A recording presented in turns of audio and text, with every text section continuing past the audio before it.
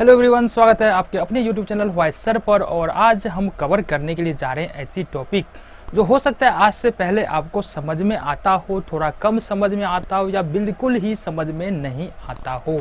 जी हाँ, हम बात करने के लिए जा रहे हैं समांतर रेखा और उससे संबंधित कुछ कोणों के बारे में। रुको, वीडियो छोड़ के जाना नहीं, क्योंकि ये आप जितनी भी वीडियो यूट्यूब पर देख चुके हो उन सब से अलग होने वाला है। अब मैं बोल रहा हूँ अलग होने वाला है तो अलग होने वाला है। तो सबसे पहले बात कर लेते हैं समांतर रेखाएं क्या होती है।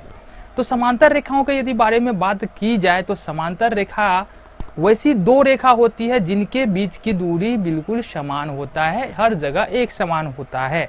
अगर आप इस बोर्ड की बात करें तो इसके दोनों कॉर्नर यानी दोनों किनारे की दोनों एज के बीच की दूरी क्या होगा, हर जगह समान होगा। इसी तरह से ये एक लाइन ये हो गया AB और दूसरा लाइन CD हो गया। इस दोनों लाइन के बीच में यदि बात करें तो हर जगह दूरी क्या है, समान है। इसका मतलब ये समांतर रेखा है। समझ में आ गया? बस इतना ही पर नहीं रुकने वाले हम, बल्कि आगे और भी होना है और इससे कहीं बेहतर तरीके से आप समझ पाओगे। तो देखो, अब ये समांतर रेखाओं के बाद हम बात कर लेते हैं तिर्यक छेदी रेखाओं की कि तिर्यक छेदी रेखा क्या होती है। यहाँ पर ये बोर्ड नजर आ रहा है, बिल्कुल आ रहा है नजर। तो देखो, ये और ये दोनों किनारे जो है ना, ये एक दूसरे के समांतर है। क्यों समांतर है? क्योंकि इस दोनों के बीच की दूरी हर जगह समान है, इसलिए समांतर है। लेकिन यदि बात करें इस कॉर्नर की, इस वाले कॉर्नर की, तो ये कॉर्नर क्या कर रहा है, इस नीचे वाले कॉर्नर, नीचे वाले किनारे को यहाँ पर काट रहा है और ऊपर वाले किनारे को वहां पर काट रहा है। जिस तरह से अगर रेखा में बात करें तो ये बोर्ड हमारा क्या है, ये AB और CD दो रेखा है, ठीक है। और एक और रेखा है EF जो क्या कर रहा है, AB और CD दोनों को P और Q बिंदु पर देख लो काट रहा है। इसका मतलब EF जो है वो क्या है, तिर्यक छेदी रेखा है, ठीक है। यहां तक समझ में आ गया। यहाँ के बाद जो है ना वीडियो और इंटरेस्टिंग होने वाला है। यहाँ के बाद तो छोड़ के जाने की कोशिश भी मत करना, पूरा वीडियो देख लो, हर एक बात यहाँ पर समझ में आने वाली है।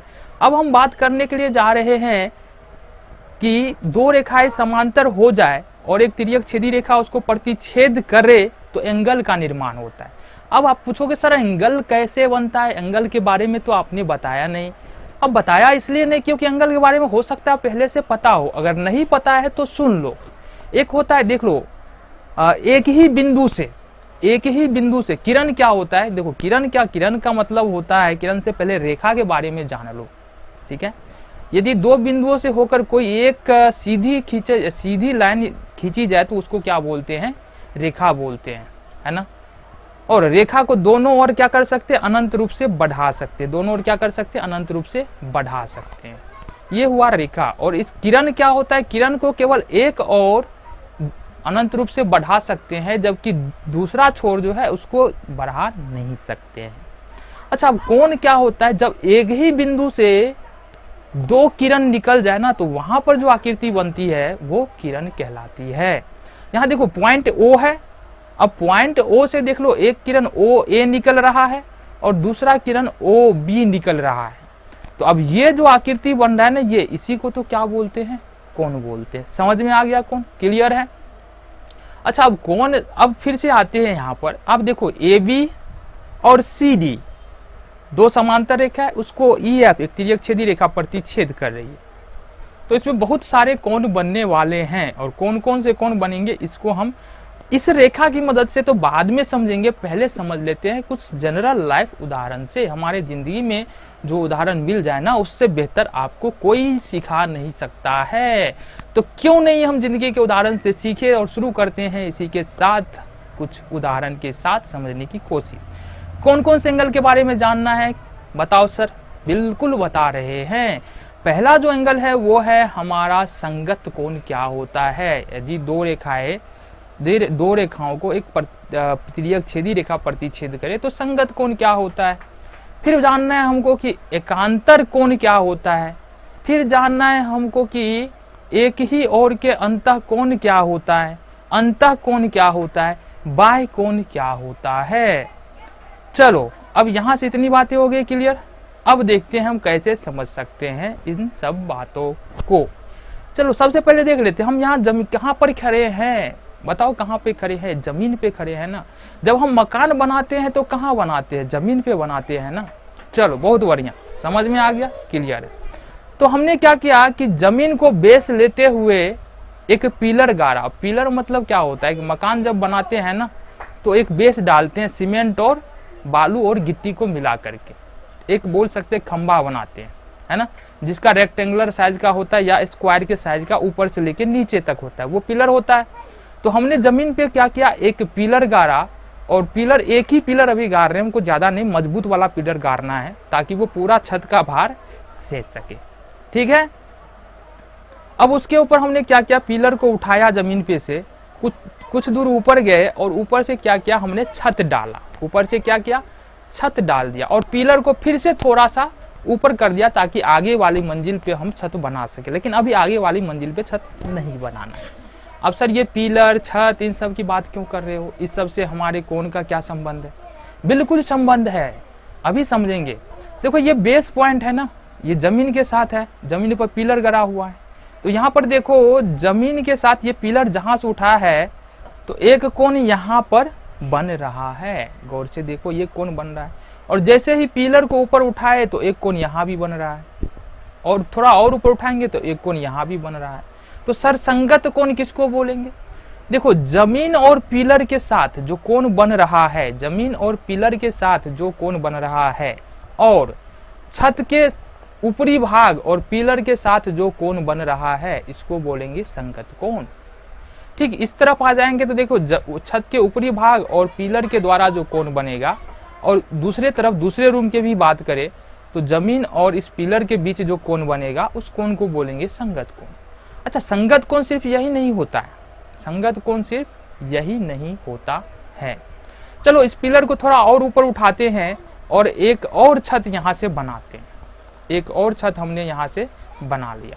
अब देखो ये छत के अंदरूनी भाग की बात करें और इस पिलर के साथ बात करें तो ये एक कोण बन रहा है।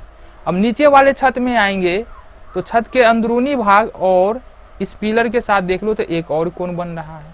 तो ये कोण और ये कोण क्या कहलाएगा? संगत कोण कहलाएगा। इस तरह से इधर भी ठीक इसी तरह से होगा। तो संगत कोण आई होप आप लोगों को समझ में आ गया होगा।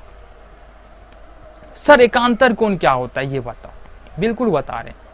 देखो ये है हमारा बेस पॉइंट, यानी जहां से हमने पिलर उठाया है ना, पृथ्वी है, यहां से पिलर उठाने के बाद हमने ऊपर में छत डाला है, ठीक है। तो और ये बीच में क्या है? पिलर है, और दीवार भी बोल सकते हो, यहां से दीवार खींचा जाएगा। तो ये पिलर देख लो, इस पिलर और छत के अंदरूनी भाग में एक कोण बन रहा है, देखो यहां से ये वाला कोण, ठीक है। और इस पिलर के दूसरे साइड में अगर नीचे आ जाओ तो जमीन और इस पिलर के बीच में एक कोण बन रहा है, बिल्कुल बन रहा है ना। तो इस वाले कोण और इस वाले कोण है ना, यानी कि छत के ऊपरी भाग पिलर के साथ बना कोण और जमीन और इस पिलर के साथ बने कोण, दोनों कोण क्या कहलाते हैं? एकांतर कोण। और संगत कोण और एकांतर कोण क्या होता है? समान होते हैं। ये बात हमको यहाँ से समझ में आ रहा है, ठीक है।